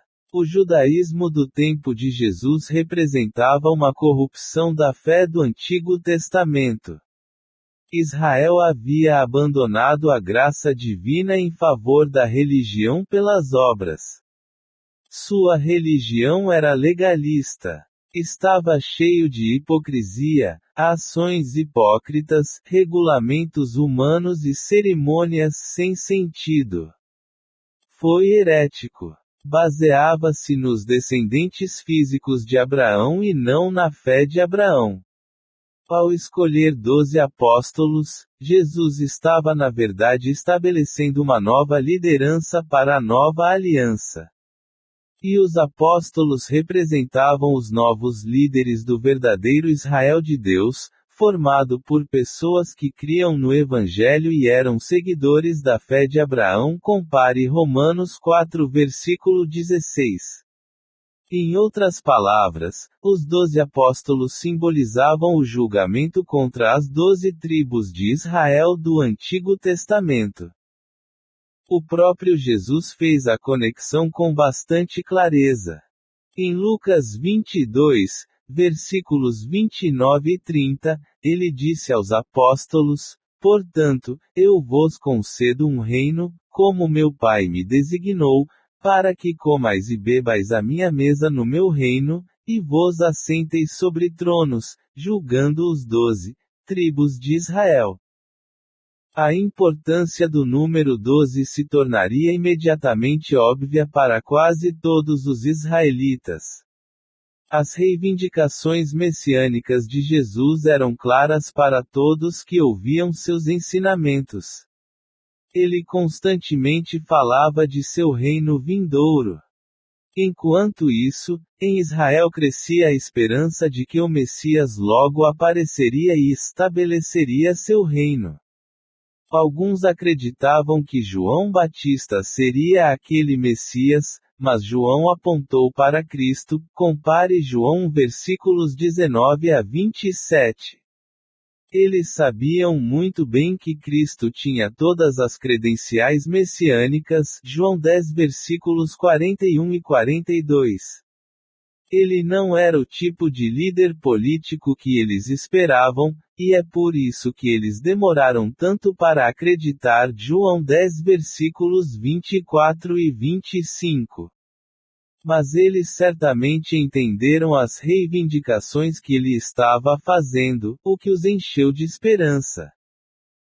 Então, quando ele nomeou publicamente os 12 para serem seus apóstolos, o significado desse número era claro e absoluto. Os apóstolos representavam um Israel completamente novo, sob a nova aliança. E sua nomeação, ignorando o sistema religioso do judaísmo oficial, significou uma mensagem de julgamento contra a nação de Israel. Obviamente, esses 12 homens comuns não estavam destinados a desempenhar um papel comum. Eles tomaram o lugar do chefe das 12 tribos. Eles eram a prova viva de que o reino que Jesus estava prestes a estabelecer era completamente diferente do reino que a maioria dos israelitas esperava.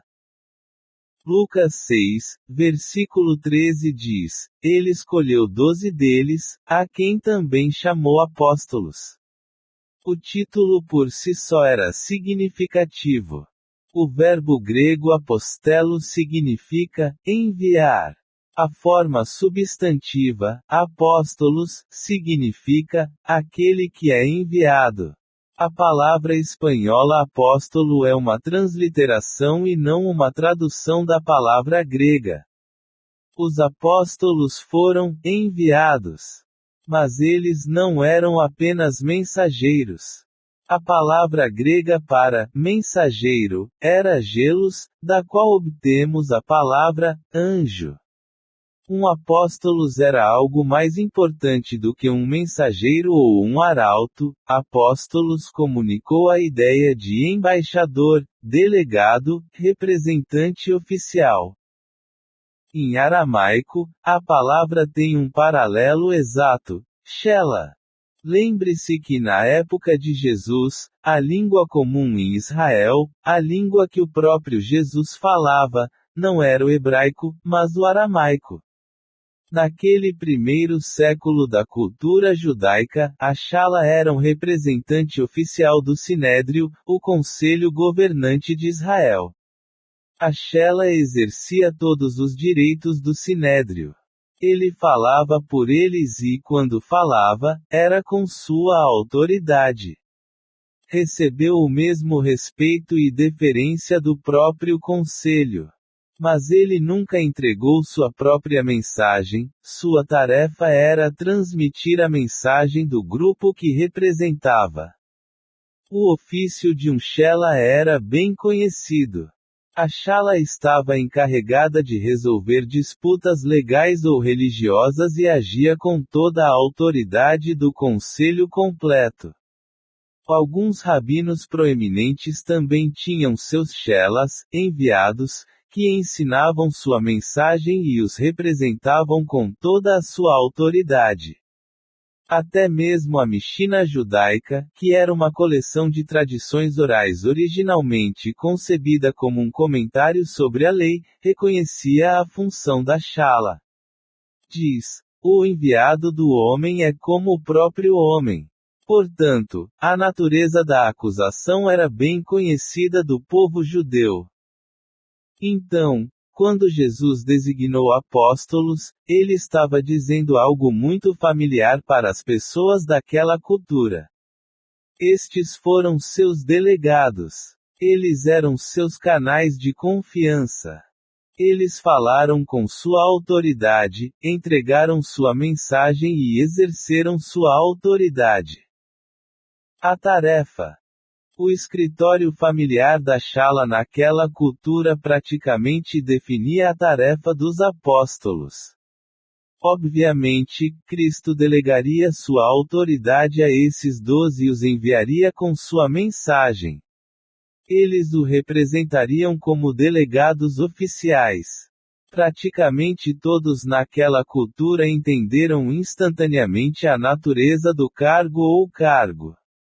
Esses 12 homens, comissionados como apóstolos de Jesus, falariam e agiriam com a mesma autoridade daquele que os enviou. Apóstolo, portanto, era um título de grande respeito e privilégio. O capítulo 14 de Marcos 3 registra esse mesmo fato, e designou 12 para estarem com ele e para os enviar a pregar. Observe o processo de duas etapas. Antes de serem enviados para pregar, ele os atraiu para si. Era absolutamente necessário que estivessem com Jesus antes de serem enviados. Na verdade, não é até Lucas 9 versículo 1 que Jesus reúne os 12 e lhes dá autoridade sobre demônios e poder para curar doenças. Nesse ponto, ele literalmente delegou seu poder miraculoso a eles. É por isso que em Lucas 6, ele os identifica, nomeia e os coloca sob sua tutela direta e pessoal, para que estejam com ele. Em Lucas 9, vários meses depois, ele lhes dá poder para realizar milagres e expulsar demônios. Não foi até então que ele os enviou para pregar. Até aquele momento, na maior parte do tempo Jesus falava para grandes multidões. Com o chamado dos 12 em Lucas 6, seu ministério de ensino se torna mais íntimo, concentrando-se principalmente neles. Ele ainda podia atrair multidões e ensina a luz, mas seu foco estava nos discípulos e em seu treinamento. Observe o desenvolvimento natural em seu programa de treinamento. A princípio, eles simplesmente seguiram Jesus, absorvendo seus sermões para as multidões e ouvindo suas instruções junto com um grupo maior de discípulos. Aparentemente, eles faziam isso não como sua única tarefa, mas quando podiam no curso de suas atividades diárias regulares. Então, como está escrito em Mateus 4, ele os chamou para deixar tudo e segui-lo exclusivamente. Agora, no incidente registrado por Lucas capítulo 6 e Mateus capítulo 10, ele seleciona 12 do grupo de discípulos que o serviram em tempo integral, identifica-os como apóstolos e começa a concentrar mais suas energias em instruí-los pessoalmente. Mais tarde, ele os dotaria de autoridade e poder para realizar milagres. Finalmente, eu os enviaria. A princípio, em missões caracterizadas por missões curtas, após as quais tiveram que retornar.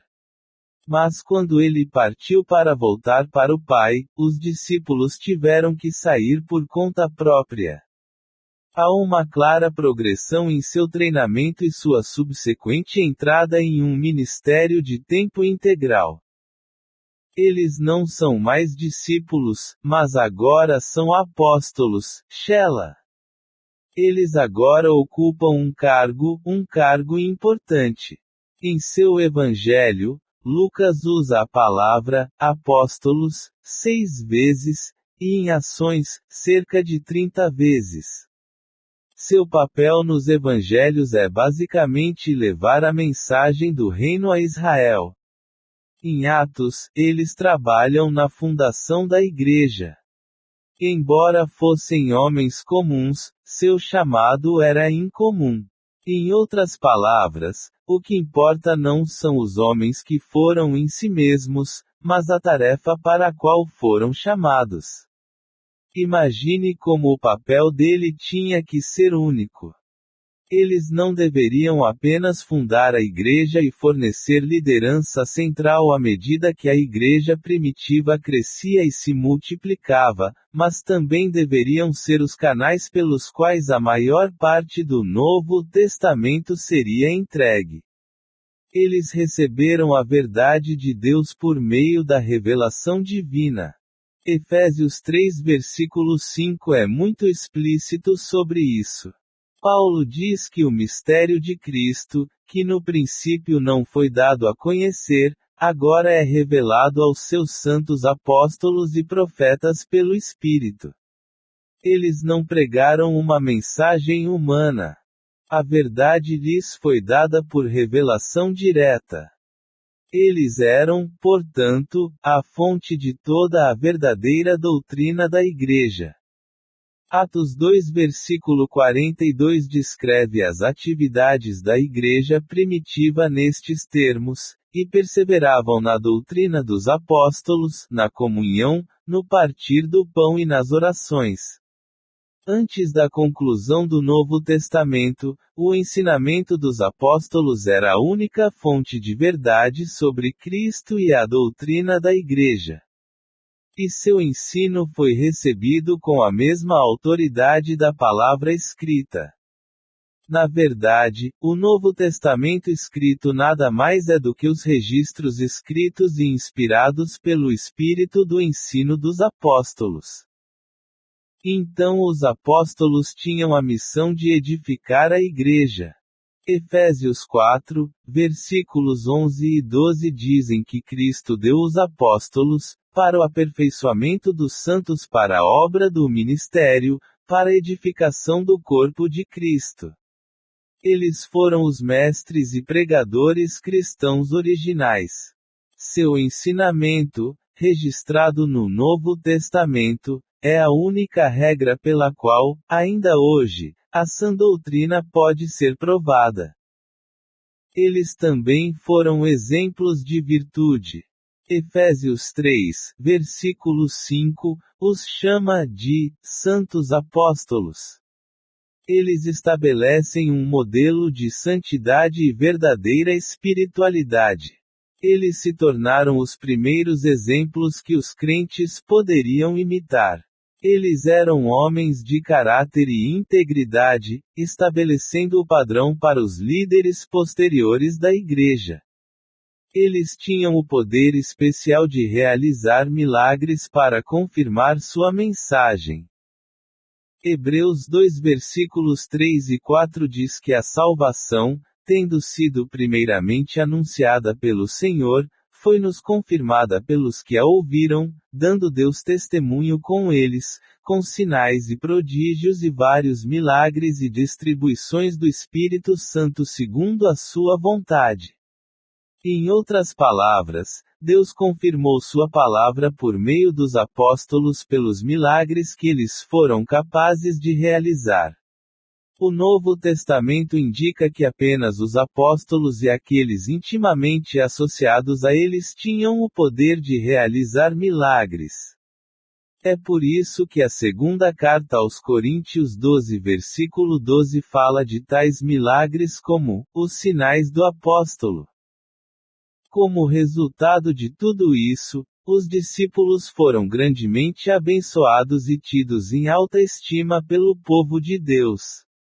As expectativas de Jesus para eles foram alcançadas por meio de sua perseverança fiel. E sua promessa a eles foi cumprida no crescimento e expansão da igreja. Lembre-se de que em Lucas 18, versículo 28, Pedro diz a Jesus: Eis que deixamos nossas posses e te seguimos. Aparentemente, os discípulos estavam preocupados com o andamento das coisas e com o que poderia acontecer com eles. Na verdade, as palavras de Pedro eram um apelo. É como se ele dissesse, em nome dos outros: o que vai acontecer conosco?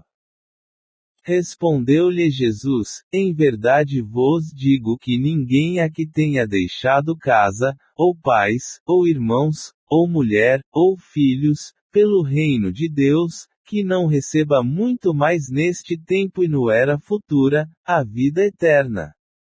Eles não tiveram que deixar nada pelo qual o Senhor não pudesse recompensá-los.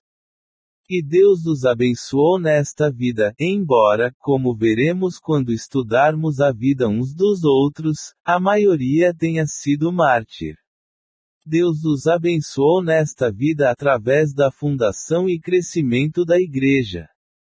Eles não eram apenas influentes, respeitados e honrados entre o povo de Deus, mas em seus lares e famílias, eles tiveram muitos filhos e irmãos espirituais à medida que a igreja crescia e os crentes se multiplicavam. E na era vindoura eles também serão muito honrados. O treinamento. Tudo isso pode ter parecido remoto e incerto naquela manhã em que Jesus chamou seus discípulos e nomeou os 12.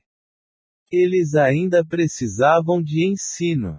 Todas as suas limitações e falhas humanas pareciam obscurecer seu potencial. Restava pouco tempo. Eles haviam abandonado todas as coisas em que eram especialistas. Eles deixaram suas redes, abandonaram seus campos e deixaram para trás as mesas de coleta de impostos. Eles haviam desistido do que sabiam para serem treinados em algo para o qual não tinham aptidão natural. Mas quando eles deixaram seus empregos, eles não ficaram ociosos. Eles se tornaram estudantes em tempo integral, aprendizes, discípulos.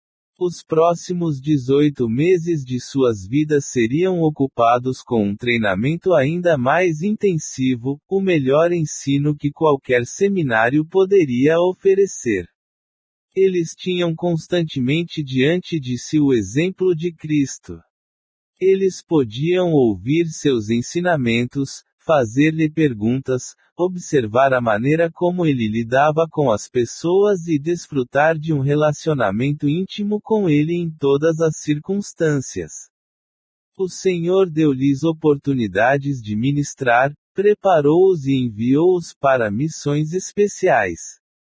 Ele os encorajou com amor, corrigiu-os com amor e foi paciente em ensiná-los.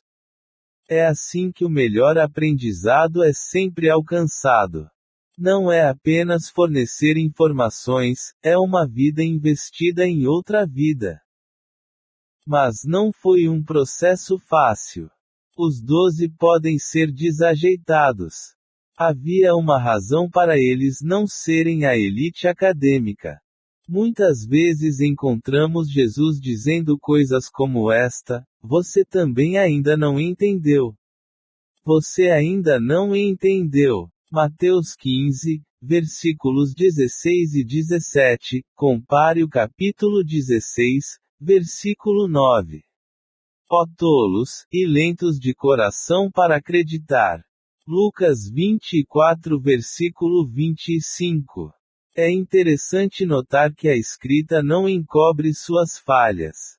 Porque não se trata de projeta luz como luminares supersantificados ou eleva a luz da categoria de meros seres mortais. Se fosse esse o caso, não haveria razão para registrar suas fraquezas de caráter. Mas, em vez de esconder suas falhas, a escrita parece querer destacar suas fraquezas humanas. É um lembrete magnífico de que, nossa fé não se baseia na sabedoria dos homens, mas no poder de Deus. 1 Coríntios 2 versículo 5. Por que o processo de aprendizado foi tão difícil para os apóstolos? Primeiro, porque lhes faltava entendimento espiritual. Eles eram lentos para ouvir e lentos para entender. Em muitas ocasiões eles eram estúpidos, tolos, desajeitados e cegos. O Novo Testamento usa todos esses termos ou seus equivalentes para se referir a eles. Então, como Jesus resolveu sua falta de entendimento espiritual? Ele continuou a ensiná-los. Mesmo depois de sua ressurreição, ele permaneceu na terra por 40 dias. Atos 1 versículo 3 diz que durante esse tempo ele continuou, falando com eles sobre o reino de Deus. E continuou a ensiná-los até o momento em que subiu ao céu. Um segundo problema que dificultou o aprendizado dos discípulos é que eles não eram humildes. Eram pessoas que só se preocupavam consigo mesmas, focavam em seus próprios interesses, eram carreiristas e orgulhosas. Eles passaram muito tempo discutindo qual era o mais importante entre eles, Mateus 20 versículos 20 a 28, Marcos 9 versículos 33 a 37, e Lucas 9 versículo 46. Como Jesus venceu essa falta de humildade? Sendo ele mesmo um exemplo de humildade. Ele lavou os pés deles. Ele os ensinou a serem servos. Ele se humilhou até a morte na cruz. Terceiro, eles não apenas careciam de entendimento e humildade, mas também careciam de fé. Somente no Evangelho de Mateus Jesus lhes disse 4 vezes: homens de pouca fé, capítulo 6, versículo 30, capítulo 8, versículo 26, capítulo 14, versículo 31, e capítulo 16, versículo 8. No versículo 40 de Marcos 4, ele pergunta a eles: como vocês não têm fé? No final do Evangelho de Marcos, depois de passar meses de intenso aprendizado com Jesus, e mesmo depois de ter ressuscitado dos mortos, Marcos escreve: e os repreendia por sua incredulidade e dureza de coração. Marcos 16, versículo 14. Qual foi o remédio que Jesus aplicou para sua falta de fé? Ele continuou a realizar milagres e eventos portentosos. Os milagres não eram principalmente para o benefício dos incrédulos, a maioria de seus milagres foram feitos deliberadamente, na presença de seus discípulos, para que a fé deles fosse fortalecida. João 20 versículo 30. Quarto, eles não tinham compromisso. Enquanto as multidões estavam em júbilo e os milagres se multiplicavam, eles estavam muito felizes. Mas quando os soldados invadiram o jardim para prender Jesus, eles o abandonaram e fugiram. Marcos 14 versículo 50. O líder do grupo acabou desmentindo seu professor e jurando que nunca tinha visto tal homem. Como Jesus remediou sua tendência à deserção? Intercedendo por eles em oração. João 17 conta como Jesus orou para que eles permanecessem fiéis para que o Pai os levasse para o céu, versículos 11 a 26. Quinto, eles não tinham poder. Em suas próprias forças, eram fracos e indefesos, principalmente quando tinham que enfrentar o inimigo. Houve momentos em que eles tentaram, mas não conseguiram expulsar demônios. Sua falta de fé os tornou incapazes de exercer o poder que estava à sua disposição. O que Jesus fez para remediar essa deficiência? No dia de Pentecostes, ele enviou o Espírito Santo para habitar neles e dar-lhes poder. Ele havia prometido isso a eles quando lhes disse: mas recebereis poder, ao descer sobre vós o Espírito Santo, e ser-me-eis testemunhas tanto em Jerusalém como em toda a Judéia e Samaria e até aos confins da terra. Atos 1 versículo 8. Essa promessa foi poderosamente cumprida. Somos inclinados a olhar para este grupo com todas as suas fraquezas e nos perguntar por que Jesus não escolheria uma classe diferente de homens. Por que selecionar homens sem entendimento, sem humildade, sem fé, sem compromisso e sem poder? Simplesmente por isso. Porque o seu poder se aperfeiçoa na fraqueza. Segunda carta aos Coríntios 12 versículo 9. Novamente vemos como ele escolhe as coisas fracas deste mundo para confundir as fortes. Ninguém poderia estudar esse grupo de homens e chegar à conclusão de que o que eles fizeram foi graças às suas habilidades inatas. Não há explicação humana para a influência dos apóstolos. A glória é exclusivamente para Deus. O versículo 13 de Atos 4 diz o seguinte sobre a maneira como o povo de Jerusalém via os apóstolos: então, vendo a ousadia de Pedro e João, e sabendo que eram homens indoutos e comuns, ficaram maravilhados, e eles reconheceram que eles tinham estado com Jesus. O texto grego diz que as pessoas percebiam que eram espasmenoiantres, literalmente, ignorantes sem educação. E isso era verdade de uma perspectiva humana. Mas era óbvio que eles tinham estado com Jesus. O mesmo deve ser dito de todo verdadeiro discípulo. Lucas 6 versículo 40 diz: O discípulo não é superior ao seu mestre, mas todo aquele que for aperfeiçoado será como seu mestre. O relativamente breve tempo de treinamento que os apóstolos tiveram com Jesus produziu frutos eternos. A princípio, pode ter parecido que tudo foi infrutífero, muito por nada.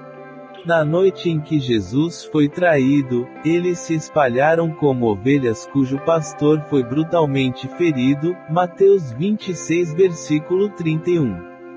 Mesmo após a ressurreição, eles pareciam tímidos, cheios de remorso por seu fracasso e preocupados demais com suas próprias fraquezas para ministrar com confiança. Mas depois que Jesus terminou de ascender ao céu, o Espírito Santo veio, capacitou-os a fazer o que Jesus os havia treinado para fazer. O livro de Atos registra como a igreja começou, e o resto faz parte da história. Esses homens, por meio do legado do Novo Testamento e do testemunho que deixaram, continuam a mudar o mundo hoje.